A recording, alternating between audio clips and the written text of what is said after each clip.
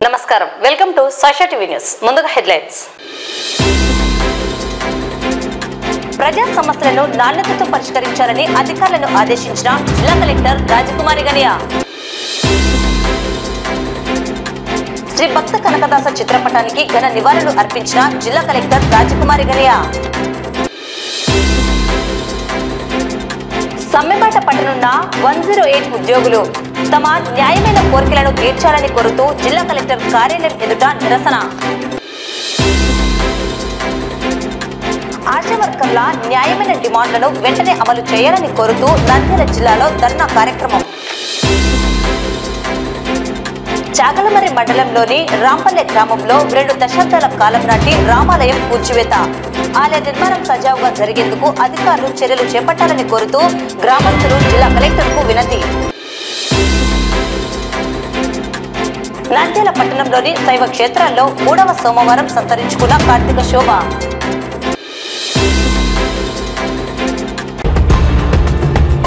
ప్రజా ఫిర్యాదులను నాణ్యతతో నిర్ణీత కాల పరిమితిలోకి పరిష్కరించేందుకు జిల్లా అధికారులు ప్రత్యేక శ్రద్ధ తీసుకోవాలని జిల్లా కలెక్టర్ రాజకుమారి ఆదేశించారు. సోమవారం కలెక్టరేట్లోని పీజీఆర్ఎస్ హాలులో ప్రజా సమస్యల పరిష్కార వేదిక ద్వారా జిల్లా నలుమూలల నుండి వచ్చిన ప్రజల నుండి అర్జీలను స్వీకరించారు. Joint collector Vishnucharan, DRO Ramu Naik, Nandyal RDO, special deputy కలెక్టర్లు, అధికారులు తదితరులు పాల్గొన్నారు. ఈ సందర్భంగా జిల్లా కలెక్టర్ మాట్లాడుతూ ప్రజా సమస్యలకు అధిక ప్రాధాన్యతనిచ్చి నాణ్యతతో నిర్ణీత కాల వ్యవధిలోగా పరిష్కరించేందుకు ప్రత్యేక శ్రద్ధ చూపాలని అధికారులను ఆదేశించారు. ప్రభుత్వం ఏర్పాటైనప్పటి నుండి ఇప్పటి వరకు స్వీకరించిన 4480 దరఖాస్తులలో 3918 దరఖాస్తులను పరిష్కరించామని, ఇంకా పెండింగ్ లో ఉన్న నిర్ణీత కాల వ్యవధిలో పరిష్కరించాల్సిన 540 దరఖాస్తులు వెంటనే పరిష్కరించేందుకు సంబంధిత అధికారులు చర్యలు తీసుకోవాలన్నారు. ప్రతి సోమవారం వచ్చిన ప్రజా ఫిర్యాదులను శనివారం లోపు పరిష్కరించేలా శ్రద్ధ తీసుకోవాలన్నారు. గత వారం 10 ప్రజా ఫిర్యాదులను వెబ్సైట్ లో చూడలేకపోవడానికి గల కారణాలేంటని కలెక్టర్ ప్రశ్నించారు. ప్రజా సమస్యలు పరిష్కరించలేని స్థితిలో జిల్లా అధికారులు ఉండకూడదని స్పష్టం చేశారు. నాణ్యమైన రీతిలో సమస్యలు పరిష్కరించకపోతే కలెక్టర్ జేసీ లాగిన్లలో రీఓపెన్ అవుతాయని, ఈ విషయాన్ని అధికారులందరూ దృష్టిలో ఉంచుకుని క్షేత్రస్థాయిలో క్షుణ్ణంగా పరిశీలించి రెడ్రెస్ చేయాలని కలెక్టర్ ఆదేశించారు. సీఎంఓ కార్యాలయపు ఫిర్యాదులు కూడా పెండింగ్ లో ఉండకుండా ఎప్పటికప్పుడు చర్యలు తీసుకోవాలన్నారు. ఆడిట్ కూడా 98% రావాలని కలెక్టర్ సూచించారు. అధ్వాన రీతిలో రెడ్రెస్ చేసిన ఆళ్లగడ్డ, పాణ్యం తహసీల్దార్లకు షోకాస్ నోటీసులు ఇవ్వాలని డిఆర్ఓను కలెక్టర్ ఆదేశించారు. ఏపీ సేవా సర్వీసులలో 865 దరఖాస్తులు పెండింగ్ లో ఉన్నాయని సంబంధిత అధికారులు ప్రత్యేక శ్రద్ధ సారించి క్లియర్ చేయాలన్నారు. ఈ కార్యక్రమంలో 183 మంది అర్జీదారులు తమ సమస్యల పరిష్కారానికి జిల్లా కలెక్టర్ కు అర్జీలు సమర్పించారు. ఈ సమస్యలని వితిన్ ఎస్ఎల్ఏలోగా పరిష్కరించాలని సంబంధిత అధికారులకు ఎండార్స్ చేస్తూ కలెక్టర్ ఆదేశాలు జారీ చేశారు.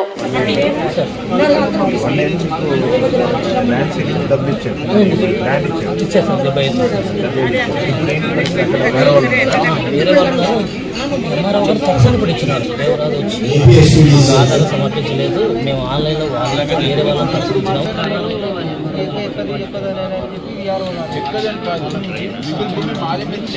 స్టేజ్ మీద ఒక టీం అందరినీ పంపిస్తున్నారు. మీరు కమిషనర్ గారు మాట్లాడండి.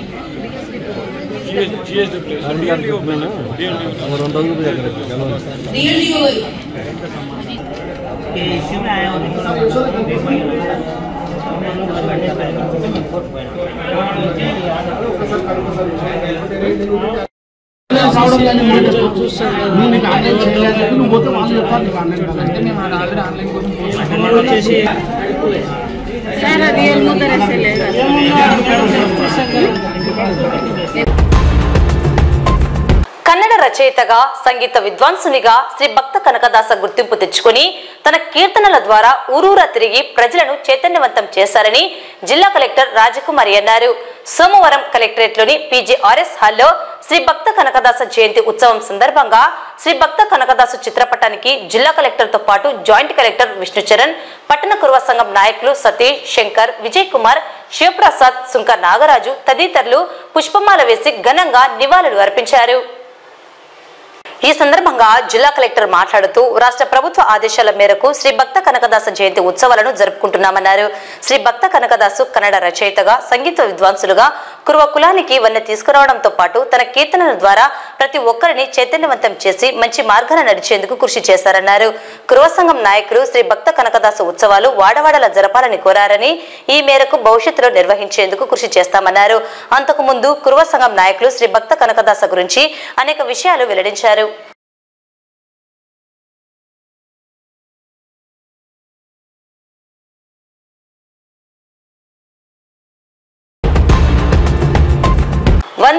లో పనిచేసే ఉద్యోగుల తమ న్యాయమైన కోరికలను ప్రభుత్వం పరిష్కరించాలని కోరుతూ నంద్యాల జిల్లా కలెక్టర్ కార్యాలయం ఎదుట నిరసన చేపట్టారు.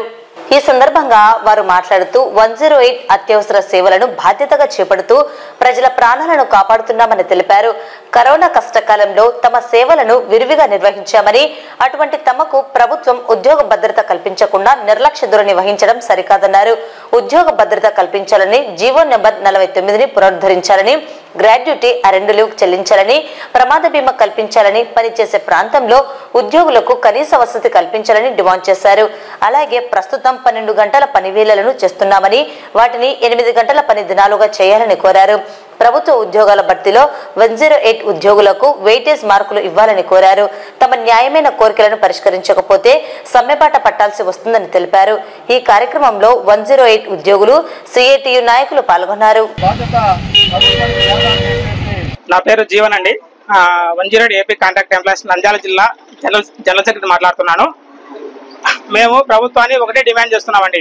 మేము గత 15-18 సంవత్సరాల నుంచి 108 సర్వీస్ లో ఉద్యోగం చేస్తున్నాం. ప్రజలకు సర్వీస్ అందిస్తున్నాం. కరోనా టైంలో ఎవరు సరే వాళ్ళ ఫ్యామిలీ మెంబర్స్ వాళ్ళు కూడా దగ్గర కాని టైంలో మేము ప్రజలకు దగ్గర సేవలు అందించి ఎంతో మందికి ప్రాణాలు కాపాడాం. ఎంతో మంది గర్భిణీలు హాస్పిటల్కి తీసుకెళ్తూ దారి మధ్యలో కాన్పు చేస్తూ శిశు మరణాలు తగ్గిస్తూ వస్తున్నాం. ఇటువంటి మాకు దుర్భర పరిస్థితి ఏర్పడింది. 108 వ్యవస్థలో 108 వ్యవస్థ మారుతున్న ప్రతిసారి ప్రభుత్వం దళారుల వ్యవస్థకి ఇస్తున్నారు. దానివల్ల ప్రభుత్వ సొమ్ము వేస్ట్ అవుతుంది. మా కార్మికుల యొక్క కనీస వేతనాలు, కనీస అవసరాలు కూడా పట్టించుకోలేకుండా పోతుంది. కాబట్టి ప్రభుత్వాన్ని మేము ఇప్పుడు ఒకటే డిమాండ్ చేస్తున్నాము. ఈ 108 వ్యవస్థను ప్రభుత్వమే నిర్వహించాలని ప్రధానమైన డిమాండ్తో ఇప్పుడు మేము సమ్మె నోటీస్ ఇవ్వడం జరిగింది.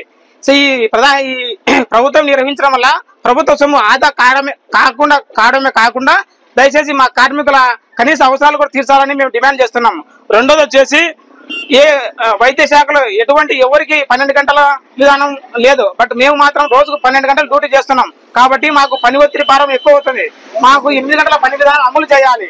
మూడోది వచ్చేసి ప్రభుత్వ నియామకాలలో వెయిటేజ్ కల్పించాలి. ఇప్పుడు వస్తున్నటువంటి మెడికల్ కాలేజీలలో ఈఎంటీ పోస్టుకు ఇప్పుడు ఉన్న ఈఎంటీ పైలట్లకు వెయిటేజ్ మార్కు కల్పించాలని మేము ప్రభుత్వాన్ని డిమాండ్ చేస్తున్నాం. నా పేరు డి ప్రవీణ అండి. నేను 108 లో ఒక మెంబర్ గా మాట్లాడుతున్నాను. మాకు మొట్టమొదటిసారిగా ఫస్ట్ డిమాండ్ ఏంటంటే 108 ఉద్యోగుల్లో పనిచేస్తున్న ప్రతి ఈఎంటీని, పైలట్ ని ఉద్యోగ భద్రత కల్పించాలండి. మేము ఎంతగానో సర్వీస్ అందిస్తున్నాము. కేవలం ఇది భద్రతగా మాత్రమే మేము చేయడం లేదండి, బాధ్యతగా ఎంతో ఇష్టంగా చేస్తున్నాము. కరోనా టైంలో అయితే ప్రతి నిమిషం ప్రతి కేసుకు కూడా వెంటనే ప్రతి ఒక్క పేషెంట్ కూడా హాస్పిటల్ కి తగిన సమయంలో షిఫ్ట్ చేసి మేము ఎంతగానో వాళ్ళకి సేవలు అందించినామండి. కనీసం కరోనా టైంలో గర్భిణీలకు అందరికీ పురుటినొప్పులు రావడంతో అయితే ప్రతి ఒక్కరు మా బాధ్యతగా ముందండి ఎంతగానో సేవలు అందించినాం. ప్రతి ఒక్క పేషెంట్ మా అక్కగా, మా తల్లిగా భావించి ఎంతో ఇష్టపూర్వకంగా మేము సేవలు అందించినామండి. మాకు ఉద్యోగ భద్రత కల్పించాలి. అలాగే గవర్నమెంట్ లో చేపడుతున్న వైద్య శాఖలన్నింటిలో కాలేజీలో, మెడికల్ కాలేజీలో ప్రతి పోస్ట్ కి మాకు వెయిటేజ్ మార్కులు కల్పించాలని సహాయపడుతున్నాం. అలాగే అమ్మాయిలం పనిచేస్తున్నాం కాబట్టి ప్రతి లొకేషన్ లో మాకు తగినటువంటి కనీస వసతులు, బాత్రూమ్స్, టాయిలెట్స్, ఇలాగ వాటర్ కి అన్నిటికీ కల్పించే సదుపాయాలను కల్పించాలని మేము ప్రభుత్వాన్ని అడిగి వేడుకుంటున్నామండి. 108 ఉద్యోగులు గొంతమ్మ కొరకలు కోరట్లేదు.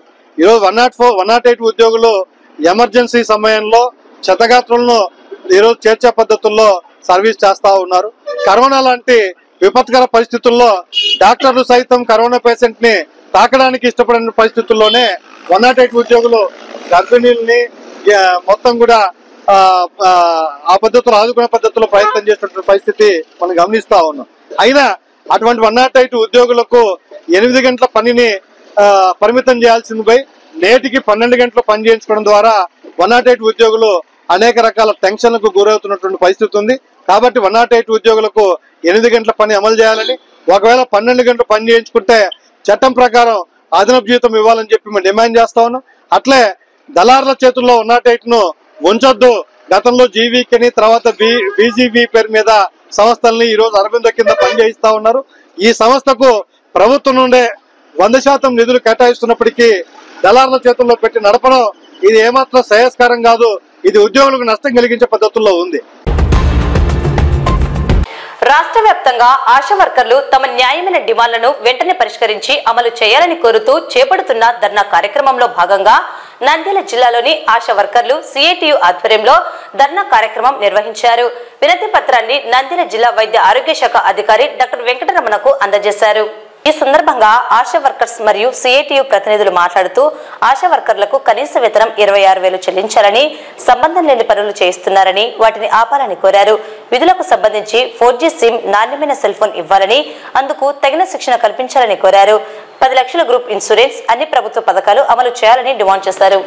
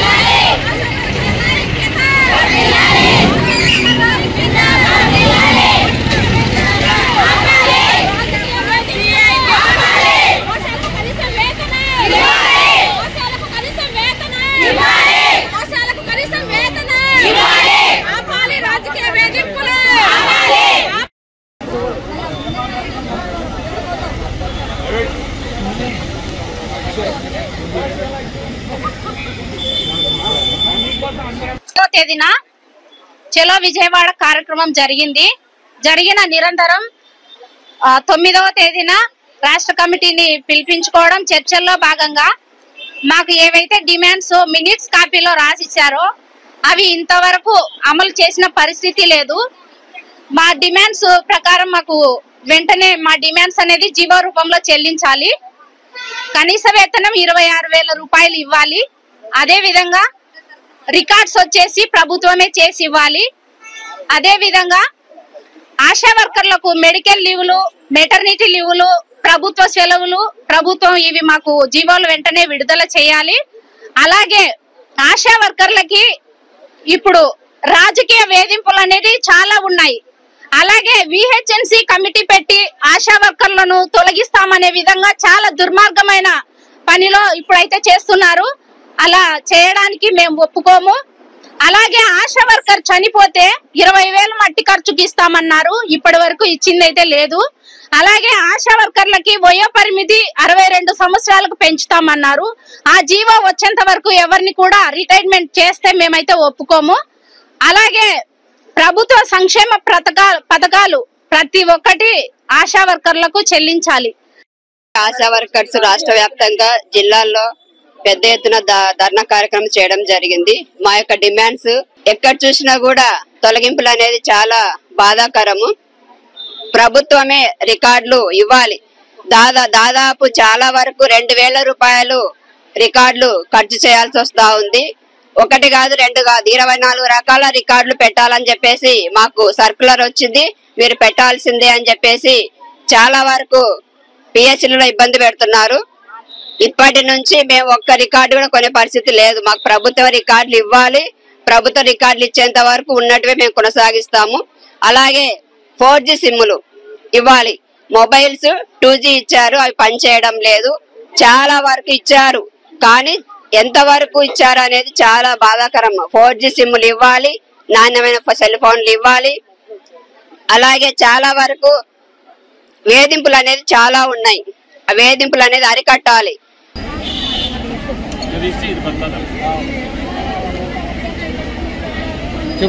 సమస్యలు వచ్చినా కూడా మీరు ఈ విధంగా అసోసియేషన్ తరఫున వస్తున్నందుకు ఎప్పటికప్పుడు మేము సమస్యల్ని సాల్వ్ చేస్తూ ఉన్నాం. కాబట్టి దయచేసి మా లెవెల్లో జిల్లా డిఎంహెచ్ ఆఫీస్ మనకు డిఎంహెచ్ గారి లెవెల్లో ఉన్న సమస్యలన్నింటినీ ఎప్పటికప్పుడు మేము సాల్వ్ చేస్తున్నాము. మిగతా విషయాలు చాలా విషయాలు దీంట్లో కొన్ని ప్రభుత్వ దృష్టికి తీసుకెళ్లి కొన్ని పాలసీ ఇష్యూస్ ఉన్నాయి కాబట్టి ప్రభుత్వ దృష్టికి తీసుకెళ్లేసి మీ యొక్క సమస్యలను సాల్వ్ చేయడానికి మేము ప్రయత్నం చేస్తాము. దయచేసి అందరూ కూడా విధులకు హాజరుగండి. మీరందరూ కూడా కష్టపడి పనిచేస్తున్నారు. మరింతగా కృషి చేయాలని మన డిపార్ట్మెంట్ ని మన యొక్క జిల్లాని మరింత ముందుకు తీసుకెళ్లాలని మన గౌరవ కలెక్టర్ మేడం గారికి అందరికీ జిల్లాకు మంచి పెట్టామని కోరుకుంటూ సెలవు తీసుకుంటాం. మండలంలోని రాంపల్లి గ్రామంలో గత 200 సంవత్సరాలు పైబడిన రామాలయం గుడి గ్రామంలో ఓ నాయకుడు సొంతంగా ఆలయం నిర్మించాలన్న ఉద్దేశంతో పాత గుడిని కూల్చివేశారు. ఈ నిర్ణయానికి గ్రామస్తులంతా వ్యతిరేకించి ఆలయానికి ఒక కమిటీని ఏర్పాటు చేసి గ్రామంలో అందరితో చందాలు వసూలు చేసి ఆలయ నిర్మాణం చేపట్టాలని ఒక ఒప్పందానికి కుదుర్చుకున్నారు. గత సంవత్సరం పైన గుడి నిర్మాణానికి పునాదులు వేసి కొంత నిర్మాణాన్ని చేపట్టారు. తిరిగి ఆ నాయకుడు గ్రామంలో ఎవరిని చందాలు అడగవద్దు, నా సొంత డబ్బుతోనే ఆలయం నిర్మిస్తానని చెప్పడంతో గ్రామస్తులంతా తీవ్రంగా వ్యతిరేకిస్తున్నారు. దీంతో ఆలయ నిర్మాణం నిలిచిపోయింది. ఇప్పుడు గ్రామ ప్రజలంతా ఒకటై అందరము కలిసి నిర్మాణం చేపడదాము అని చెప్పడంతో అతడు ఆ నిర్ణయానికి ఒప్పుకోవడం లేదని పేర్కొంటూ ఈ మేరకు గ్రామస్తులు నంద్యాల జిల్లా కలెక్టర్ను కలిసి ఆలయ నిర్మాణం సజావుగా జరిగేందుకు అధికారులు చొరవ చూపాలని కోరుతూ వినతి పత్రం అందజేశారు. పూర్వం నుండి గ్రామ దేవాలయం కావడం, ఆ దేవాలయం గ్రామ కంఠంలో ఉండడం వల్ల ఆ గ్రామ ప్రజలు తీవ్రంగా వ్యతిరేకం తెలుపుతున్నారు. గతం నుండి ఆ గ్రామం ఫ్యాక్షన్ గ్రామం కావడం వల్ల ఎక్కడి నుండి ఏ సమస్య వచ్చి పడుతుందోనని ప్రజలు ఆందోళన వ్యక్తం చేస్తున్నారు. అధికారులు ఈ గ్రామంపై ప్రత్యేక దృష్టి పెట్టి దేవాలయ కమిటీని ఏర్పాటు చేసి గ్రామ ప్రజల సహకారంతో ఆలయ నిర్మాణం సజావుగా జరిగేందుకు కృషి చేయాలని ప్రజలు కోరుతున్నారు. మా గ్రామంలో ఈయన రామరెడ్డి అని ఆయన ఇక నంద్యాల ఉంటాడు. నంద్యాల నుంచి వచ్చి ఇక్కడ గుడి పాత గుడి అంటే దాన్ని దొబ్బేసినాడు. సరే అందరం కలిసి కట్టుకున్నాం ఏమని చెప్పి మేము ఆలోచన చేసి ఒక నిర్ణయానికి వచ్చి ఒక పట్టి కట్టినాము. పట్టి కడితే 18 లక్షలు మాకు ఉసులు కూడా అయింది. దాన్ని ఏదైనా తీసుకొని అందరం కలిసి కడదామంటే ఆయన నేను నా సొంత డబ్బుతో నేను కడతా అని చెప్పి ఇట్లా భావించి ఆయన చేస్తున్నాడు. ఎవరి సొంతాలు వద్దు, నా సొంతం కడతా. ఏ సమస్యలు ఉండవు ఊళ్ళో కట్టాలని చెప్పి మా ఆలోచన. అందరం కలిసి కట్టాలనుకున్నాము.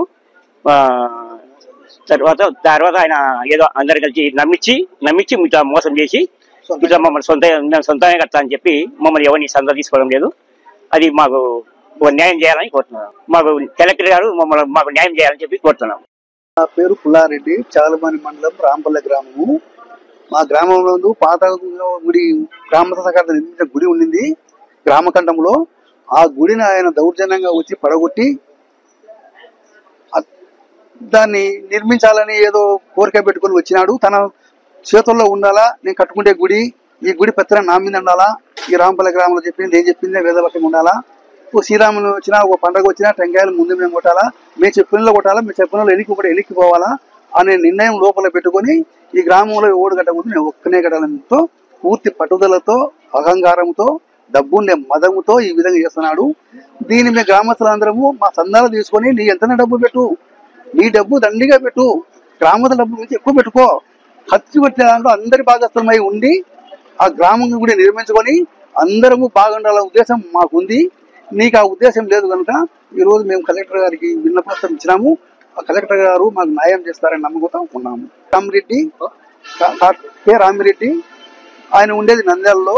ఆ గ్రామంలోకి వచ్చేది ఏదో ఒక రకంగా గ్రామంలో లిగాడి పెడదానికి ఆయన ముందుకుండి లేనిపోయి చేస్తున్నాడు. మేము గ్రామస్తులను కలుసుకొని నమ్మబలికి కొంత డబ్బులు వచ్చిన తర్వాత కొంత నిర్మాణమైన తర్వాత మీ డబ్బులు మాకు వద్దు, మేము ఒక్కనే కట్టాలంటున్నాడు. దానివల్ల గ్రామ కంఠంలో ఉండే పాత గుడి గ్రామస్థ అందరికి హక్కు. ఇప్పుడు ఈయన కొత్తగా కట్టుకొని ఈ గ్రామంలో ఉండే గుడి నా సొంతము, అందరి ముందు చేసి నేను ముందు టెంకాయ కొట్టాలా, నేను చెప్పినట్టు టెంకాయ కొట్టాలా, వద్దనే కుటుంబాలు ఎన్నికి పోవాలనే ఉద్దేశం ఆయన మనసులో పెట్టుకొని ఇలా చేస్తున్నాడు. గ్రామంలో ఫ్యాక్షన్ గ్రామము, ఆయన ఒక ఫ్యాక్షన్ లో ఒక మెంబరు, ఆయన తిరిగి ఇప్పుడు గ్రామ ఆధిపత్యం కోసమే ఇదంతా చేస్తున్నాడు. పవిత్ర కార్తీక మాసంలో 3వ సోమవారం పట్టణంలోని అన్ని శైవ క్షేత్రాలలో కార్తీక శోభ సంతరించుకున్నది. పట్టణంలోని ప్రథమ నందీశ్వర స్వామి దేవస్థానంలో ప్రాతకాలం ముందే వినాయకునికి అభిషేకం, శివునికి మహాన్యాస పూర్వక ఏకరుద్రాభిషేకం, అమ్మవారికి కుంకుమార్చన, వెంకటేశ్వర స్వామికి అభిషేకాలు భక్తులచే నిర్వహించడం జరిగింది. అనంతరం స్వామివారికి ప్రత్యేక అలంకారం చేపట్టి భక్తులకు దర్శనం కల్పించారు. విచ్చేసిన భక్తాదులకు తీర్థ ప్రసాదాలను ఆలయ అర్చకులు అందజేసి ఆశీర్వచనాలు ఇచ్చారు.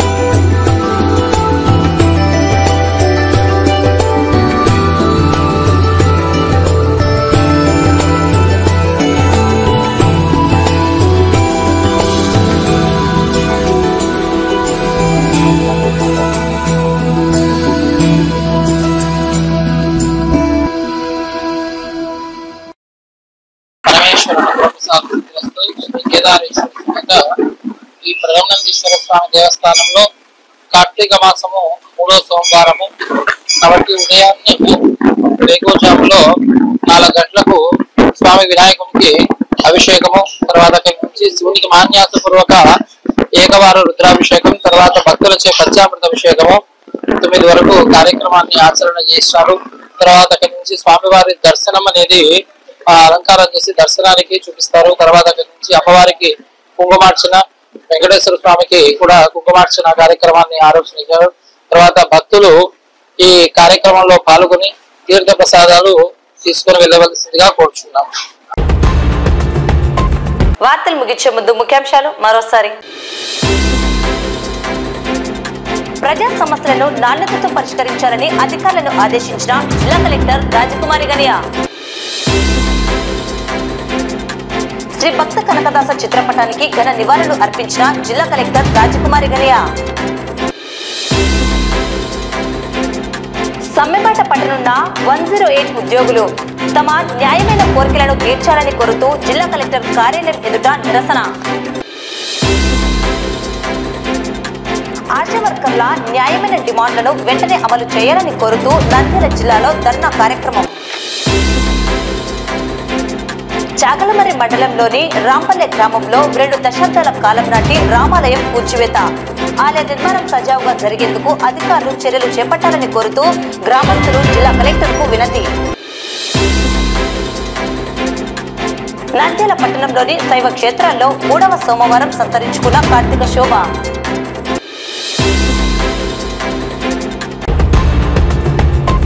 ఈ వార్తలు ఇంతటితో సమాప్తం. నమస్కారం.